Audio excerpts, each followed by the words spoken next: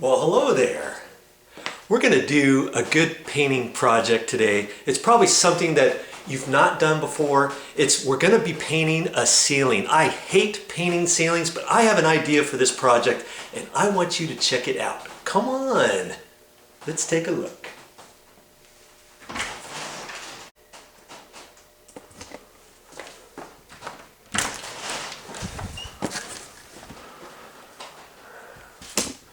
Here we are. This is the painting project we're going to do today. We're going to be painting this entire ceiling. What's going on, Tony? Hey, how you doing? All right. Glad you're here. Hey, Tony bought this house a little while ago and it's not very old. So why are we painting this? Because he wants to add a little bit of color on the ceilings. Here's his kitchen area here. And this ceiling happens to tie in to the hallway and the main room here, and it goes around the ceiling. We're going to paint this entire ceiling. Okay, it goes around the corner, so there's really no place to stop it until we get over here to the front door or the back door. And here we have a gap right there. That's where we're going to stop the paint before the stairwell going up to the second floor. Okay, we're going to stop it right there. We've got trim to. We got to decide what to do with this trim. We're going to cut in around that and the light fixture. And here we got a ceiling fan. We got to figure out what to do with that. And he went to the store. He wasn't quite sure what color to get. Here's a good idea for you. He put 3 sample colors on the wall. Okay. Now you can do more samples than that, but go to the store and figure out what you want to do, and you can come back. I went to the favorite store, Home Depot, and here they got Behr products here. This is a color sample. This is a little bit of sample paint that they'll mix up for you, and then you can bring it home and then put it on a wall. I suggest putting it on a wall kind of like this, and then stand back and see what you want to do, because the thought was this is where the TV wall is going to go, and you can make this an accent wall, and that's what we're going to do later on. But this particular video is for the ceiling, but he still wanted to get the paint and see what sort of accent colors and what the main body color is going to be. The main body is going to be this lighter color. It's kind of a silvery type color, and he's decided instead of just painting the walls to go ahead and paint the ceiling too. So the ceiling color is going to be that middle color, and most of the walls are going to be that color too. So the good thing is we paint this ceiling, we're not going to have to cut in every single wall. The only walls we're going to have to cut in is the ones he decided to put an accent color on. The accent color, he was thinking maybe the darker gray color, but maybe he liked the green too, so that's why he got 2 different ones. And he's decided to go with the green here. We're not even going to use this gray. We might use that somewhere else in the house, maybe upstairs on a bedroom wall or something like that as an accent color.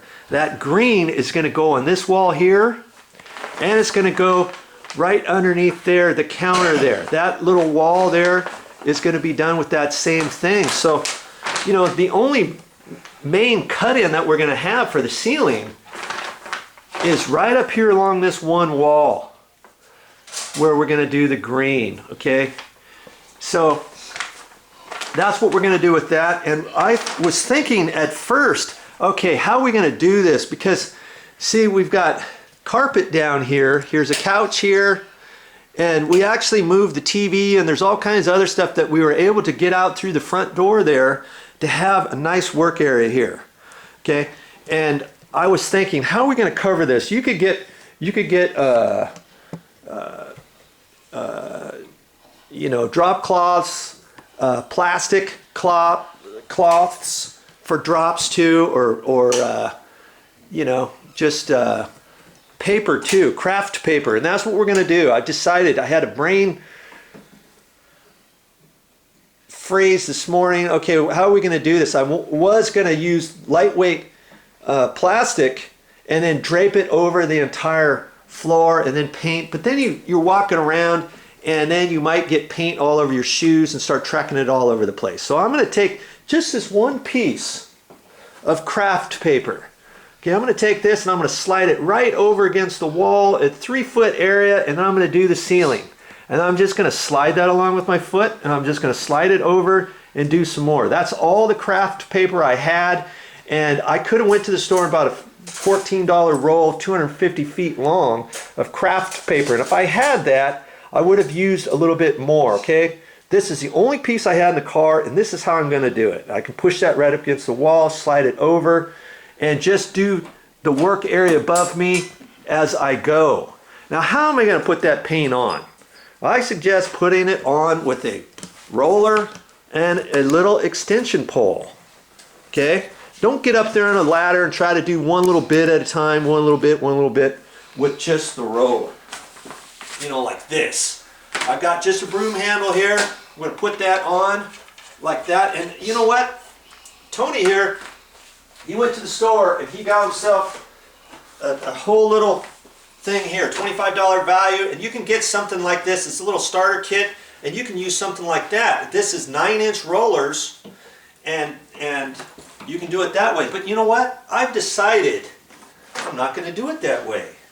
I want to do it so I don't get splattered paint all over the place. When you use 9-inch roller like this, it gets kind of heavy over your head. You start dripping paint, it gets in your eyes, and you start getting tired. Well, I'm going to do it with the smaller roller. This is a mini roller, and it's only 6 inches long. And I'm going to put it on my little thing here, and I'm using the roller's 3/8 nap, and it's for semi-smooth surfaces, so it's a little rough. It holds 3 times as much paint as a regular smooth roller cover. If you have smooth surfaces with no texture, you would use something that's more smooth. Well, this one's got texture. This is going to hold a little bit more weight paint, and it's going to get in the nooks and crannies. I looked at the walls and ceiling, and it's semi-smooth spray texture, okay? So I'm just going to put that on here like that, and I'm going to use that. Then I can do a little bit at a time, and it's not going to get too heavy over my head, and I'll be able to control this and put weight on there and not get tired during the day, okay? And that's about all I'm going to use. I'm just going to use this right here, and it's just a little paint tray. That way I don't have to mess up my other tray. I just use these, and I can flip these over. This one I use for sealing floors. This one I'm going to use for paint. So you can buy these at the store, and then when you get done, you can either throw them away, wash them out, or peel the paint up after it dries, whatever. Okay, that's pretty much it. I've got a couple little paint brushes, and if I want to cut in, I can use this. You know, put my hand like that and dip paint in there and get up on a ladder and cut in the ceiling if I need to do something like that. That's about all you need. And here, this is what I like to use for the gallon container. I put that on there so when I'm pouring the paint, it doesn't get all over the can, and it's easy to kind of mix up. If I want to touch up something or clean up the edge, I can just then push it back on the paint can like that. Okay, because you don't want to get it on the rim of the paint can, because then it will start getting rusty later on down the road. Okay, we are ready for the next step. Stick around if you want to learn how to do this.